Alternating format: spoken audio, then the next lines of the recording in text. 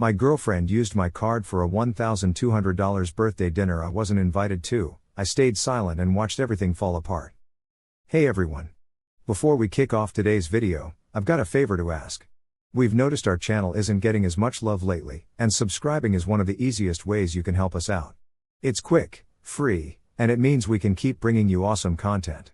Your support really means a lot, so let's work together to keep this channel growing. Thanks a bunch.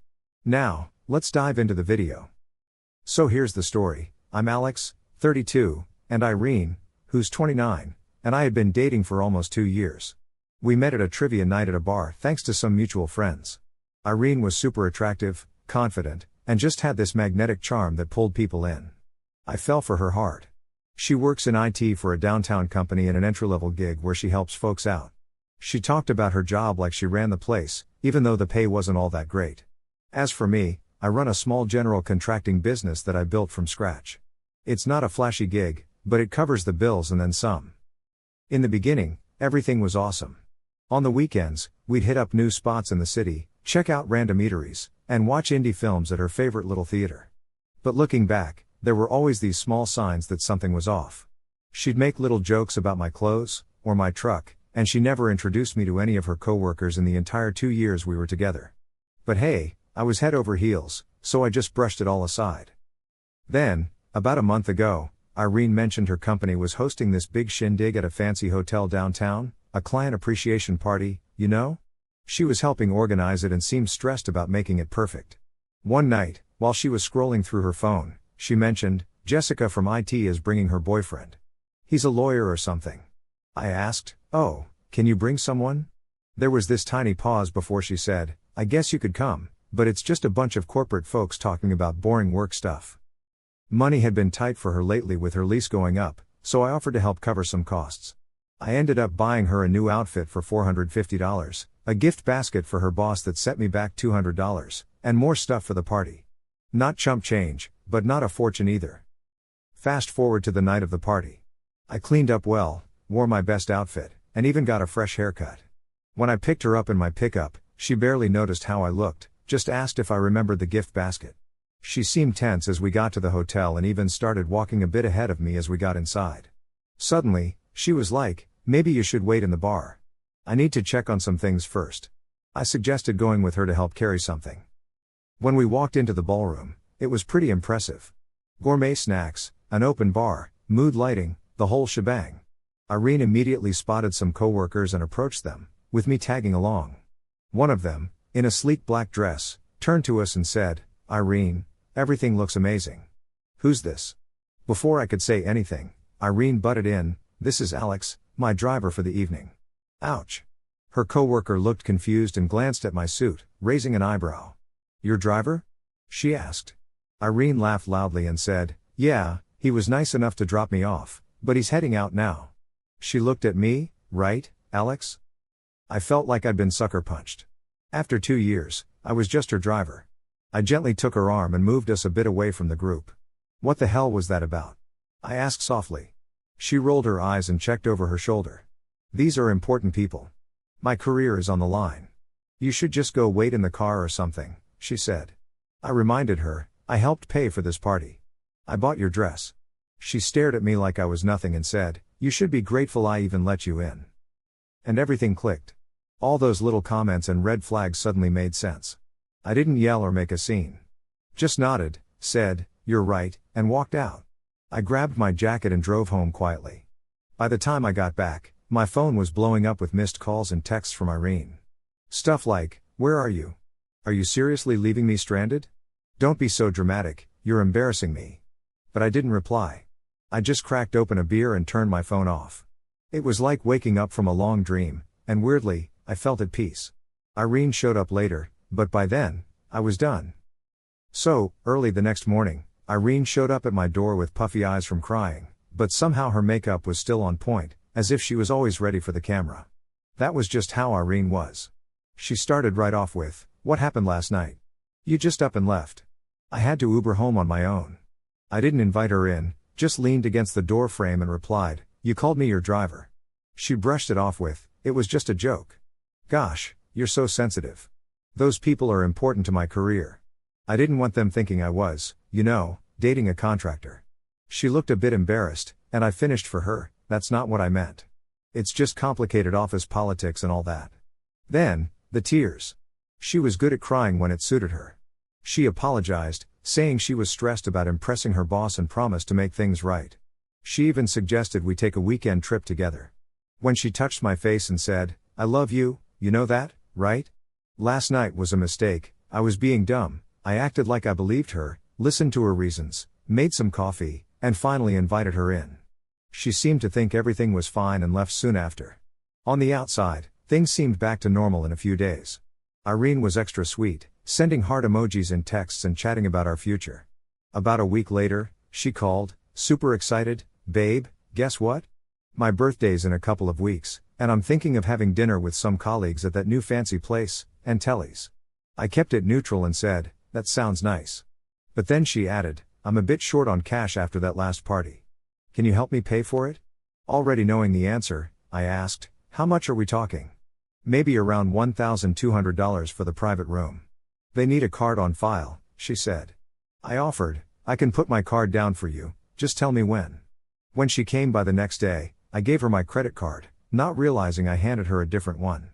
She accepted it with a grin, and I casually asked, "So, what time should I be there?" Her smile wavered, "Oh, it's just work folks. Boring shop talk. You wouldn't enjoy it." "Got it," I nodded, trying to seem understanding. She gave me a quick kiss and whispered, "Thanks for understanding. You're the best." On the day of her dinner, I reported the card as lost to my credit card company, and they canceled it and sent a new one right away. I went to Antelli's dressed sharp, even better than I had for her work party. I chose a seat at the bar, partially hidden but with a clear view of the private room, instead of walking in through the main door. They arrived at 7:30, and Irene, wearing a new dress I hadn't seen before, was with her coworkers. I recognized someone from her work party, and there was a new guy I didn't know, constantly touching Irene's lower back. She seemed to lean into it. As I ordered a scotch, I watched them toast, laugh, and snap photos. Irene was in her element, looking so confident and lively, a far cry from the often complaining girlfriend who only worked in IT support. Just after 9:45, the server brought the check to their table. I watched with a smug grin as Irene boldly handed over my credit card, saying, "It's my birthday, please, let me treat." The server left with it. Minutes later, he returned, speaking to Irene quietly. Her face went from puzzled to freaked out real quick, probably checking her banking app and then typing frantically, likely trying to message me. My phone buzzed in my pocket. "Alex, something's up with your card. It's declining. Call me now." I ignored it. Another text came, "This is bad. I look like an idiot in front of everyone. The bill's over $1,200. But I just sipped my scotch and watched it unfold." Irene was obviously shaken as she excused herself from the table, her face turning pale. I could totally see her trying out a bunch of credit cards to the max, especially since she'd just been complaining about her credit card debt last week. So, when 5 increasingly panicked texts popped up on my phone, I finally replied with, "Look behind you." Her head snapped up in shock when she read that, and she quickly scanned the room before landing her gaze on me at the bar. Her face went ghost white. I whipped an envelope out of my jacket as I got ready to head towards their little private dining room. After settling my bar tab, I walked in, and the room went dead silent. Irene's eyes were as wide as saucers, and some folks at the table seemed to recognize me. One of them even asked, "Isn't this your driver?" "Irene," I said with a grin at the table, or I guess was, her boyfriend for 2 years. I scattered some photos of us from the envelope across the table, snapshots from holidays, events, and trips. "Oh, and by the way, I was also the guy who bought her dress for your client party, sent the gift basket to her boss, and apparently played chauffeur for her." The silence was loud and awkward. Suddenly, the dude cozied up next to Irene scooted away. Meanwhile, the woman at the head of the table, her boss, was squinting at the photos. With her face now beet red, Irene blurted out, "Alex, can we talk about this outside?" "No need," I said casually. "Just came by to wish you a happy birthday and let you know the card's been cancelled, reported lost yesterday." She lost her cool, yelling, "You did what?" I adjusted my suit jacket and said, "Oh, and to answer your question from 2 weeks ago, no, I'm not grateful you let me in, but I do appreciate the clarity." I looked around the table and said, "Enjoy the evening, everybody. The bill's all yours, Irene." As she grabbed my arm and jumped up, pleading for me to at least pay, I just looked at her hand, then back at her face, and softly said, "No thanks," before walking out. Behind me, chaos erupted as Irene yelled my name, people mumbled in confusion, and someone suggested they split the bill. I didn't glance back. The next day, Irene's texts and calls didn't stop. She swung between begging forgiveness and threatening me, so I blocked her number. She even showed up at my place twice, but I didn't answer the door. She left these emotional voicemails from her friends' phones, which I deleted without a second thought. A week later, one of her coworkers reached out to me on LinkedIn, explaining that Irene's boss had discovered she'd been taking credit for projects she wasn't part of, sparking an HR investigation. As for the guy who was getting cozy with her at the restaurant, a senior developer she was secretly seeing, he split from her immediately. 2 weeks after that disastrous birthday dinner, there was a knock at my door. When I opened it, there stood an older couple who looked kind of uneasy. No mistaking it, they were Irene's parents. Mr. and Mrs. Davis? I was genuinely surprised. I'd only met them once when they visited town. Her dad looked stressed as he asked, "Alex, can we come in?" Curious about their visit, I let them in. The vibe was tense as we settled into the living room. Eventually, her mom spoke up, "We wanted to apologize." Her dad nodded, adding that Irene had been struggling since that night. She lost her job and had to move back home. I replied, "I'm sorry to hear that, and I genuinely meant it. Despite everything, I didn't wish hardship on Irene, I just wanted her out of my life." Her mom said, "No, don't apologize. She did this to herself. We've always known Irene could be materialistic, maybe we spoiled her too much growing up." Her dad looked defeated, admitting they'd encouraged her to find someone financially stable, even joking about snagging a big fish when they learned I owned a company. Her dad continued, saying Irene eventually spilled the beans to them, after initially spinning a tale about me humiliating her.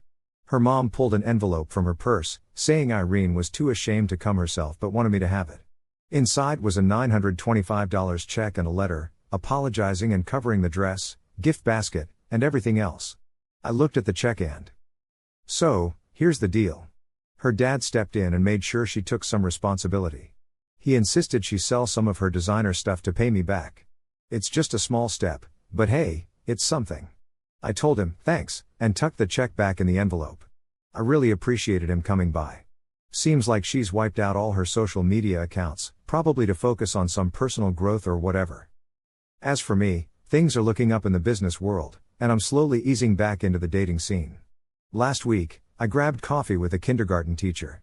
She was genuinely interested in what I had to say, even asking some deep questions about my work after I mentioned I was a contractor. Every now and then, I think back to when Irene called me her driver at that fancy hotel ballroom.